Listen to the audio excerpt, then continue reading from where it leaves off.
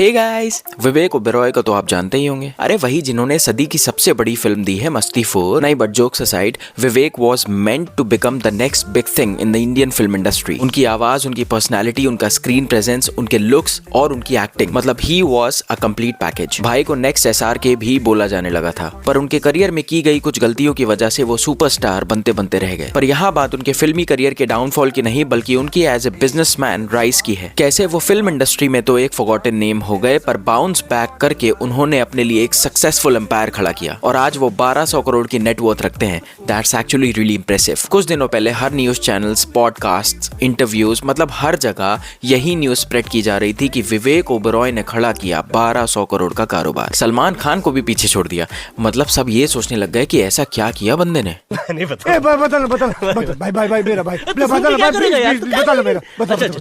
तो ऊपर से सबको पता चला कि रियल एस्टेट में कुछ झंडे गाड़े भाई ने। फिर सबने तारीफ की, थोड़ी इंस्पिरेशन ली और सब अपनी अपनी लाइफ में बिजी हो गए। फिर रिसेंटली कुछ ऐसी खबरें आई जिससे विवेक ओबेरॉय फिर से सुर्खियों में आ गए, पर इस बार तारीफ के लिए नहीं बल्कि फ्रॉड के चक्कर में। तो इस वीडियो में हम यही बात करेंगे कि विवेक ओबेरॉय ने क्या फ्रॉड या स्कैम किया है और लोग उनको इतना कर्स क्यों कर रहे हैं। तो बात है 2011 की, जब कर्म विद एन एक्स्ट्रा आर, कर्म infrastructure came into the picture. तो क्या है ये कर्म इंफ्रास्ट्रक्चर? भाई ये एक रियल एस्टेट कंपनी है जो लोगों के सपनों को हकीकत में बदलती है। कैसे?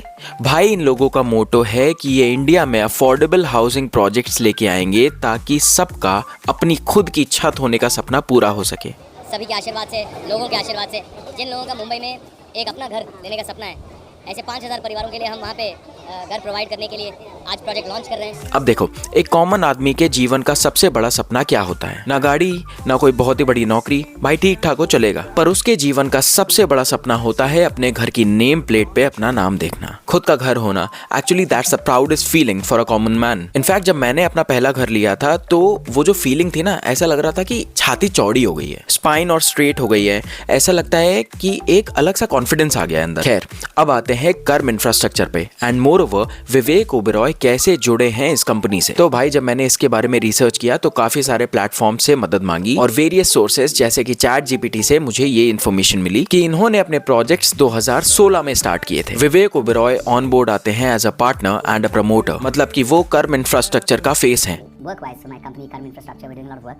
There's some interesting firms out of Delhi that we're looking to collaborate with and would like to work with. और सारे पब्लिक अपीयरेंसेस वही करेंगे। और इन्होंने मिशन 360 प्रोग्राम के तहत 5 लाख अफोर्डेबल होम्स बनाने का एम किया है। और फिर शुरू होती है इनकी एग्रेसिव मार्केटिंग। वैसे एक बात है, कोई बड़ा स्टार या फिर कोई सेलिब्रिटी या फिर कोई नोन फेस अगर कुछ देर के लिए मिडिल क्लास चीजें करने लगे तो भाई सब ऐसे देखते हैं जैसे कोई अजूबा आ गया हो।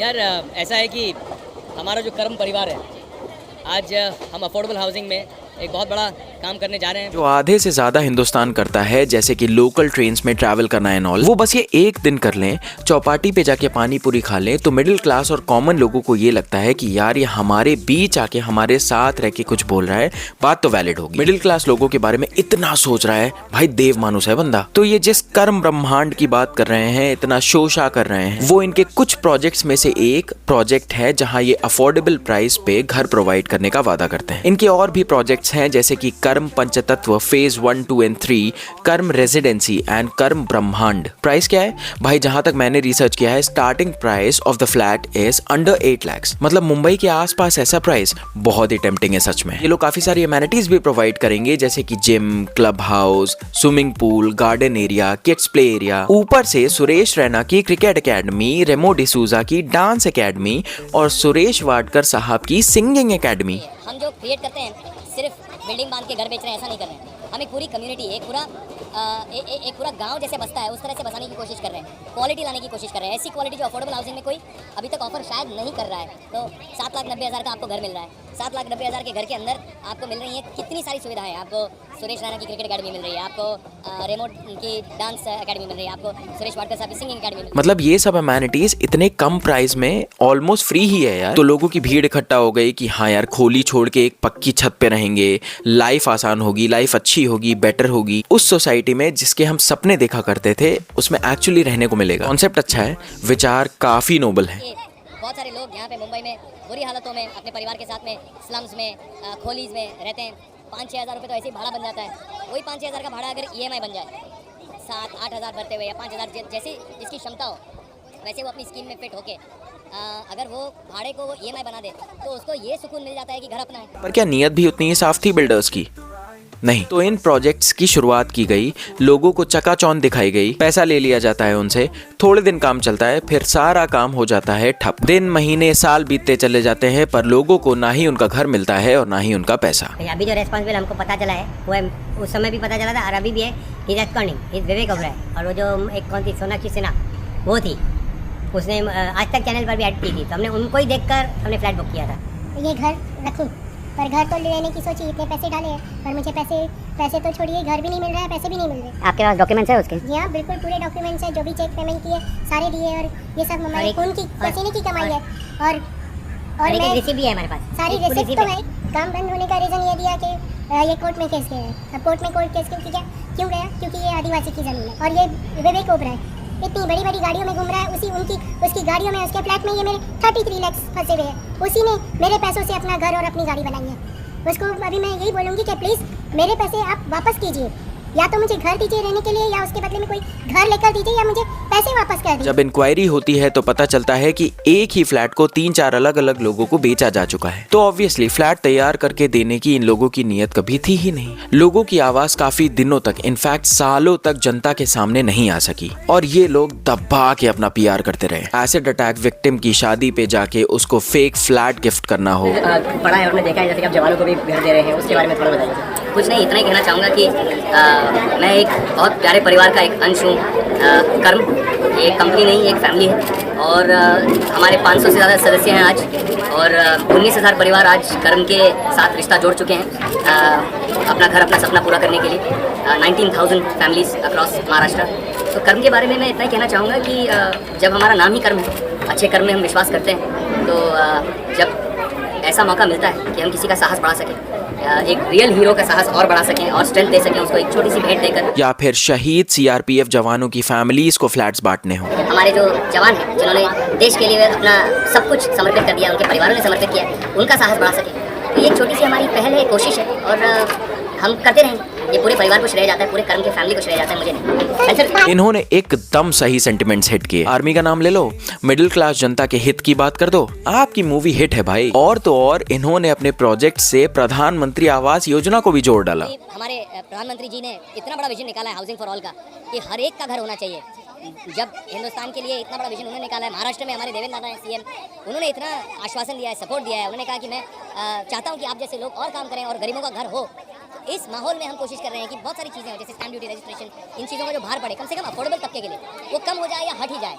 और प्रधानमंत्री आवास योजना बहुत अच्छी स्कीम निकली है, तो इन सब लोगों के साथ हम काम करें कि भाई उनका सपना भी यही है, तो हम भी उस सपने से जुड़ के सबको छत देंगे। हो गया मैटर लेजिट। फिर रेडिट, कोरा, लिंक्डइन, यूट्यूब और भी सोशल मीडिया से ऐसी काफ़ी सारी चीज़ें मिली, काफ़ी सारे वीडियोस मिले, काफ़ी सारे पोस्ट्स अपलोडेड थे, जिससे पता चला कि हाँ यार समथिंग इज़ फिशी। तो भाई इन सब वीडियो से ये पता चलता है कि इन लोगों ने सर्टनली लोगों का पैसा लूटा है और उसके बदले में उन्हें कुछ भी नहीं दिया गया। नमस्कार दोस्तों, मेरा नाम श्याम, मैं थाने से बोल रहा हूँ। एक प्रॉपर्टी लिया था मैंने 2013-14 में। प्रोजेक्ट नेम है करम पंचतत्व, बिल्डर का नाम रमाकांत यादव, एंड कुछ शेयर उसके अंदर विवेक ओबराय, जो मेन एक्चुअली विक्टिम है। तो विवेक ओबराय ने उसमें इतना फ्रॉड किया, आप सोशल मीडिया पे या फिर तुम्हारा यूट्यूब पे चेक कर सकते हैं, उसमें कितना लोगों को कन्विंस किया उसने कि फ्लैट लो, ये वो बहुत तारीफ़ किया प्रोजेक्ट का। उसमें कुछ शेयर था उसका, लेकिन अभी वो सामने नहीं आ रहा हुआ है। तो मैंने उसमें 2013-14 में 2 फ्लैट बुक किया था। तो उसमें बोला था कि 2 से 3 साल के अंदर उनको पोजीशन मिल जाएगा। तो उसमें 2 साल के बाद जब वहाँ पे गया, देखा कुछ भी काम चालू नहीं हुआ।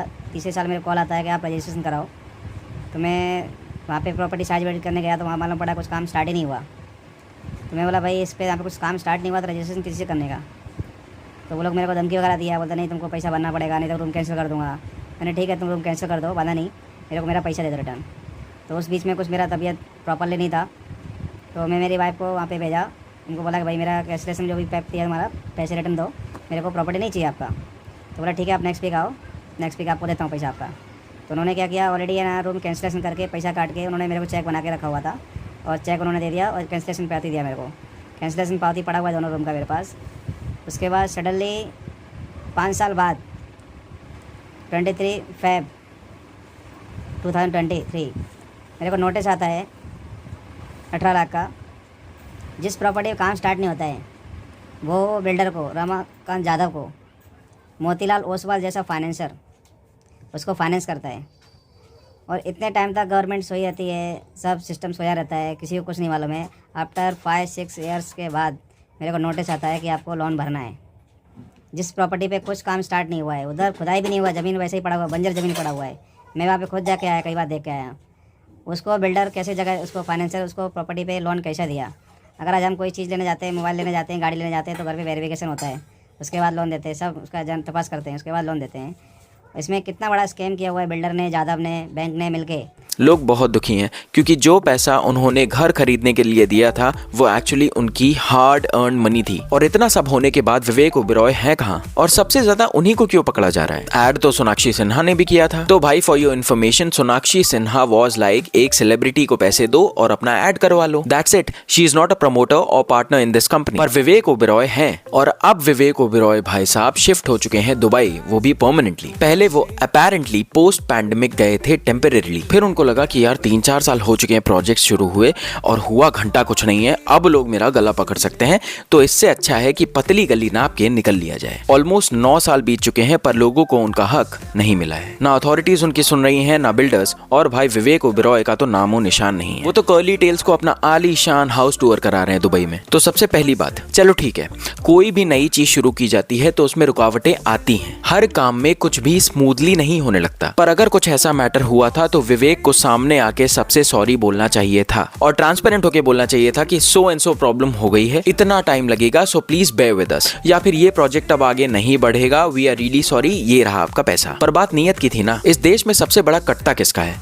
मिडिल क्लास का। स्कैम्स, फ्रॉड्स, ये सब किसके साथ ज्यादा होता है? कॉमन मैन के साथ, क्योंकि वो अपने हालात बदलना चाहता है। खैर, भारत में मासूम लोगों को लूटने के बाद विवेक साहब अब दुबई में लोगों को लूटने की तैयारी में है। उनकी B&W डेवलपर्स का भी सिमिलर हाल है। 2024 में इन्होंने वेंचर स्टार्ट किया था और इन प्रोजेक्ट्स के थ्रू लग्जरी रेजिडेंस ये प्रॉमिस कर रहे हैं, और मोस्टली प्रोजेक्ट्स का पोजेशन ये प्रॉमिस कर रहे हैं मिड से लेट 2027 तक। कंस्ट्रक्शन अभी स्टार्ट हुआ है नहीं, तो आप खुद ही सोच लो कि कस्टमर्स को क्या मिलने वाला है प्रॉमिस डेट तक। भाई देखो, ग्लोबलाइजेशन का जमाना है, हर जगह एग्रेसिव कंस्ट्रक्शन, डेवलपमेंट सब हो रहा है। रियल एस्टेट में इन्वेस्ट करना इज अ वाइज डिसीजन जो एक अच्छा फ्यूचर प्रॉमिस भी होल्ड करता है। पर भाई जितना ज्यादा ये सब हो रहा है उतना ही स्कैम भी बढ़ रहा है। कम दाम में घर देना, प्रॉपर्टीज देना, इन सब में बहुत ज्यादा धांधली चल रही है। बिल्डर्स और विवेक ओबेरॉय जैसे प्रमोटर्स का पैसा बनता है इन स्कैम से, और आम आदमी बेचारा मरता है। तो भाई देख दाख के लो, जो लोग जेन्युइन हैं उन्हीं से लो। और सबसे इंपॉर्टेंट बात, पहले तो अंडर कंस्ट्रक्शन प्रॉपर्टी लो ही मत, और अगर ले भी रहे हो तो भाई नए बिल्डर से कभी मत लेना। हमेशा ऐसे बिल्डर से लेना जिसके रनिंग में कुछ प्रोजेक्ट्स ऑलरेडी चल रहे हों,